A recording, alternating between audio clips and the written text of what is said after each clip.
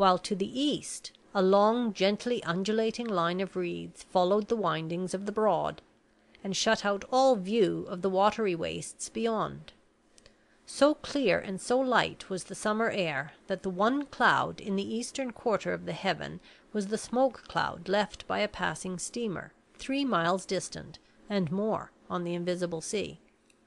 When the voices of the pleasure party were still, not a sound rose, far or near, but the faint ripple at the bows, as the men, with slow deliberate strokes of their long poles, pressed the boat forward softly over the shallow water. The world and the world's turmoil seemed left behind forever on the land. The silence was the silence of enchantment, the delicious interflow of the soft purity of the sky and the bright tranquillity of the lake.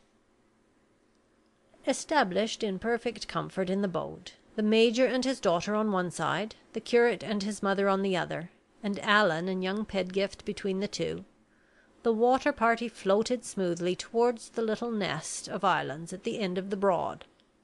Miss Milroy was in raptures, Allan was delighted, and the Major for once forgot his clock. Every one felt pleasurably, in their different ways, the quiet and beauty of the scene. Mrs. Pentecost, in her way, felt it like a clairvoyant, with closed eyes. "Look behind you, Mr. Armadale," whispered young Pedgift. "I think the parson's beginning to enjoy himself."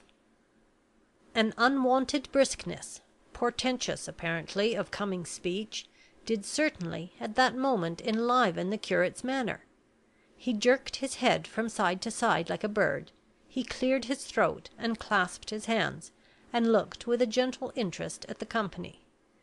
Getting into spirits seemed, in the case of this excellent person, to be alarmingly like getting into the pulpit. "Even in this scene of tranquillity," said the Reverend Samuel, coming out softly with his first contribution to the society in the shape of a remark, "the Christian mind, led, so to speak, from one extreme to another, is forcibly recalled to the unstable nature of all earthly enjoyments. How if this calm should not last?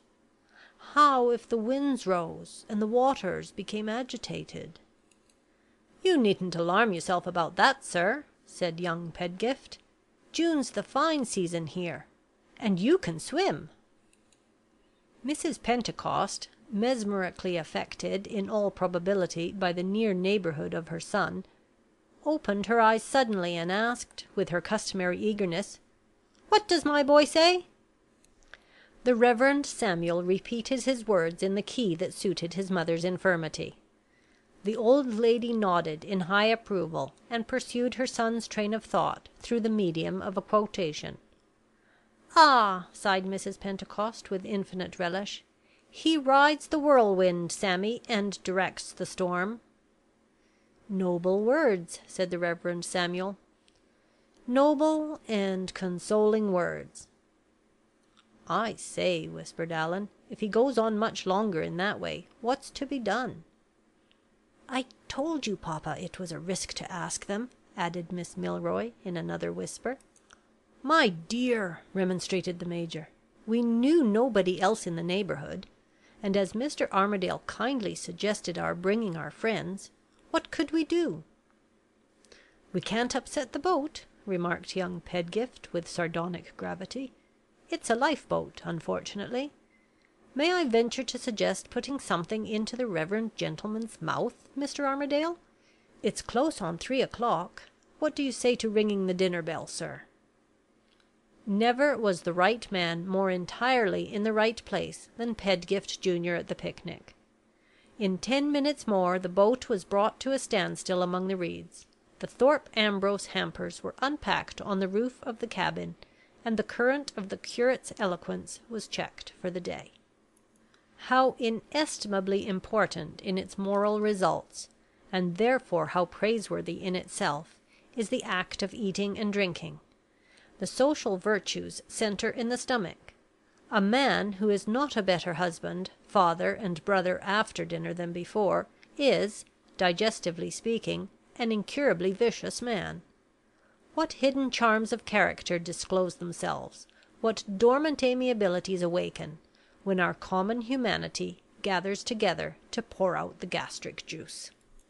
At the opening of the hampers from Thorpe Ambrose, sweet sociability, offspring of the happy union of civilization and Mrs. Gripper, exhaled among the boating party, and melted in one friendly fusion the discordant elements of which that party had hitherto been composed.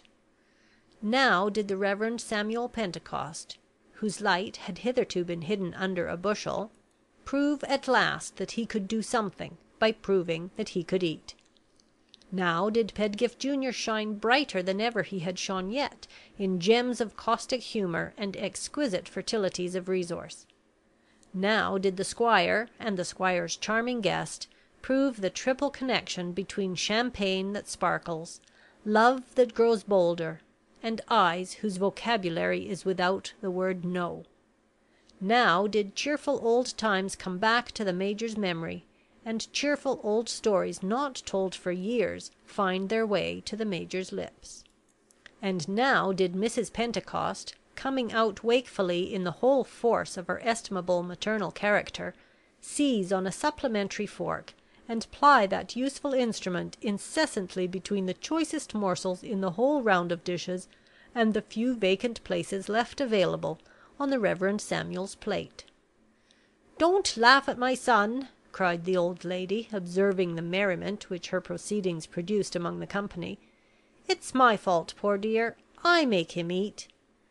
And there are men in this world who, seeing virtues such as these developed at the table, as they are developed nowhere else, can nevertheless rank the glorious privilege of dining with the smallest of the diurnal personal worries which necessity imposes on mankind, with buttoning your waistcoat, for example, or lacing your stays. Trust no such monster as this with your tender secrets, your loves and hatreds, your hopes and fears. His heart is uncorrected by his stomach, and the social virtues are not in him.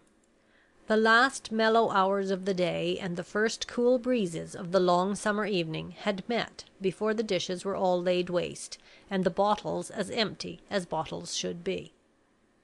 This point in the proceedings attained, the picnic party looked lazily at Pedgift Junior to know what was to be done next.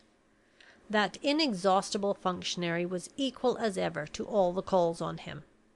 He had a new amusement ready before the quickest of the company could do so much as ask him what that amusement was to be. "Fond of music on the water, Miss Milroy?" he asked, in his airiest and pleasantest manner. Miss Milroy adored music, both on the water and the land, always excepting the one case where she was practicing the art herself on the piano at home. "We'll get out of the reeds first," said young Pedgift. He gave his orders to the boatman, dived briskly into the little cabin, and reappeared with a concertina in his hand. "Neat, Miss Milroy, isn't it?" he observed, pointing to his initials, inlaid on the instrument in mother of pearl. "My name's Augustus, like my father's. Some of my friends knock off the A, and call me Gustus Junior. A small joke goes a long way among friends, doesn't it, Mr. Armadale? I sing a little to my own accompaniment, ladies and gentlemen, and if quite agreeable, I shall be proud and happy to do my best." "Stop!" cried Mrs. Pentecost. "I dote on music." With this formidable announcement, the old lady opened a prodigious leather bag, from which she never parted night or day, and took out an ear trumpet of the old-fashioned kind, something between a key bugle and a French horn. "I don't care to use the thing generally," explained Mrs. Pentecost, "because I'm afraid of its making me deafer than ever. But I can't and won't miss the music. I dote on music. If you'll hold the other end, Sammy, I'll stick it in my ear. Neelie, my dear, tell him to begin." Young Pedgift was troubled with no nervous hesitation. He began at once, not with songs of the light and modern kind, such as might have been expected from an amateur of his age and character, but with declamatory and patriotic bursts of poetry, set to the bold and blatant music which the people of England loved dearly at the earlier part of the present century, and which, whenever they can get it, they love dearly still.